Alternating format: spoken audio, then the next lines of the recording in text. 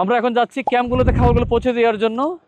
এখানে আসলে দেখুন তাঁবু পর্যন্ত নেই অনেকের, ছোট ছোট দেখুন ঘরের মধ্যে অবস্থান করছে। একদম ক্যাম্পে ক্যাম্পে আমরা জিনিসগুলো পৌঁছে দিচ্ছি আলহামদুলিল্লাহ। কোনো তাঁবু নাই, কম্বল দিয়ে তাঁবু করে দেখেন কি করে রাত্রে এখানে থাকছে। টয়লেটের ব্যবস্থা নাই, পানির ব্যবস্থা নাই। আসসালামু আলাইকুম। আসসালামু আলাইকুম।